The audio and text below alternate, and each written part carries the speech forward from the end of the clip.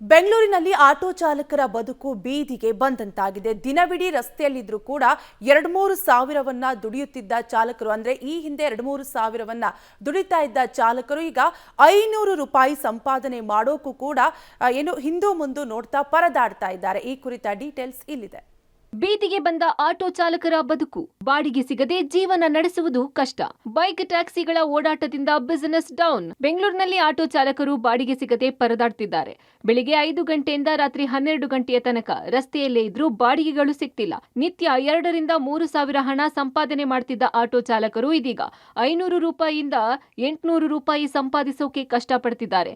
ಕಳೆದ 6 ತಿಂಗಳಿನಿಂದ ನಗರದಲ್ಲಿ ಬೈಕ್ ಟ್ಯಾಕ್ಸಿಗಳ ಓಡಾಟದಿಂದ ಆಟೋ ಬಿಸಿನೆಸ್ಗೆ ಹೊಡೆತ ಬಿದ್ದಿದೆ. ಜೀವನ ನಿರ್ವಹಣೆ ತುಂಬಾ ಕಷ್ಟ ಆಗ್ತಿದೆ ಅಂತ ಆಟೋ ಚಾಲಕರು ಅಳಲು ತೋಡಿಕೊಳ್ತಿದ್ದಾರೆ.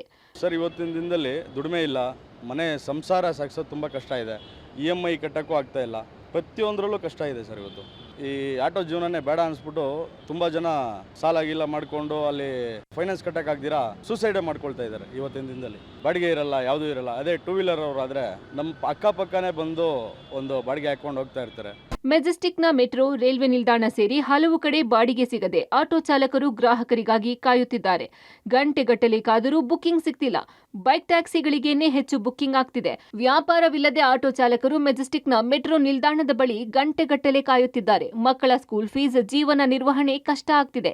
ಈಗಾಗಲೇ ಬಸ್ ಟಿಕೆಟ್ ದರ ಹೆಚ್ಚಾಗಿದೆ.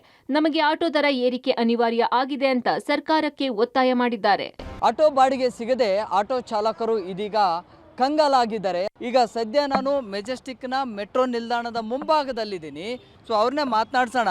ಸರ್, ಎಷ್ಟು ಸಮಸ್ಯೆ ಆಗ್ತಾ ಇದೆ? ಸರ್, ತುಂಬ ಸಮಸ್ಯೆ ಆಗ್ತಾ ಇದೆ ಸರ್. ನಮಗೆ ಬಾಡಿಗೆ ಸಿಗ್ತಾ ಇಲ್ಲ, ಮತ್ತು ಆಟೋ ದರ ಏರಿಕೆ ಮಾಡಬೇಕೀಗ. ಎಲ್ಲ ಗೌರ್ಮೆಂಟ್ ಬಸ್ ಎಲ್ಲ ಏರಿಕೆ ದರ ಮಾಡಿದೆ ಅಂದಮೇಲೆ ಆಟೋದವ್ರಿಗೂ ಮಾಡಬೇಕು. ನಮಗೂ ಜೀವನ ಮಾಡಬೇಕಂದ್ರೆ ಕಷ್ಟ ಅಲ್ಲ ಸರ್. ಈಗ ಆಟೋ ಲೋನ್ ಕಟ್ಟಬೇಕು, ಮನೆ ಬಾಡಿಗೆ ಕಟ್ಟಬೇಕು, ಸ್ಕೂಲ್ಗೆ ಮಕ್ಳಿಗೆ ಫೀಸ್ ಕಟ್ಟಬೇಕು, ಬುಕ್ಕು ಬಟ್ಟೆ ಬರೆ ಎಲ್ಲ ಮಾಡಬೇಕಲ್ಲ ಸರ್. ನಮಗೂ ಪ್ರಾಬ್ಲಮ್ ಇದೆ.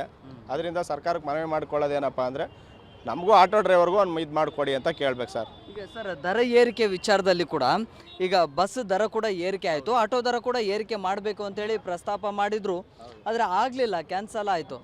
ಅದು ಏನಾಗಿದೆ ಅಂತ ನಮಗೆ ಗೊತ್ತಿಲ್ಲ ಸರ್. ಮಾಡ್ತೀನಿ 1ನೇ ತಾರೀಕಿಂದ ದರ ಏರಿಕೆ ಮಾಡ್ತೀನಿ ಅಂತ ಹೇಳಿದರು.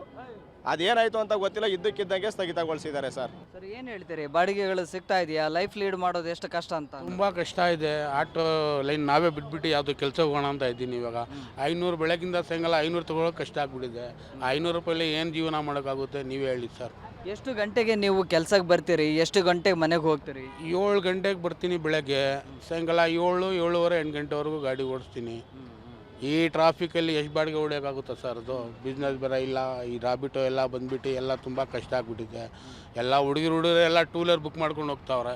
ಒಂಟಿ ಪ್ರಯಾಣಿಕರು ಬೈಕ್ ಟ್ಯಾಕ್ಸಿಯನ್ನ ಬುಕ್ ಮಾಡಿಕೊಳ್ತಿದ್ದಾರೆ.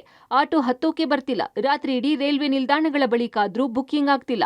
ದಿನದ 18 ಗಂಟೆ ಆಟೋ ಓಡಿಸೋಕೆ ರಸ್ತೆಗಿಳಿದ್ರೂ ಬಾಡಿಗೆ ಸಿಗ್ತಿಲ್ಲ. ಹೆಂಡತಿ ಮಕ್ಕಳನ್ನ ಸಾಕೋದೇ ಕಷ್ಟ ಆಗ್ತಿದೆ. ಆಟೋ ಬಿಟ್ಟು ಪರ್ಯಾಯ ಕೆಲಸ ಹುಡುಕಿಕೊಳ್ಳುವ ಪರಿಸ್ಥಿತಿ ಬಂದಿದೆ ಅಂತ ಆಟೋ ಚಾಲಕರು ಅಳಲು ತೋಡಿಕೊಂಡಿದ್ದಾರೆ. ರಾಜ್ಯದಲ್ಲಿ ಅನಧಿಕೃತ ಬೈಕ್ ಟ್ಯಾಕ್ಸಿಗಳನ್ನ ನಿಲ್ಲಿಸಿದ್ರೆ ಒಂದಷ್ಟು ಆಟೋ ಚಾಲಕರ ಕುಟುಂಬಗಳು ಬದುಕಬಹುದು ಅಂತಿದ್ದಾರೆ ಆಟೋ ಚಾಲಕರು. Prakash D Rampur, public TV, Bengaluru.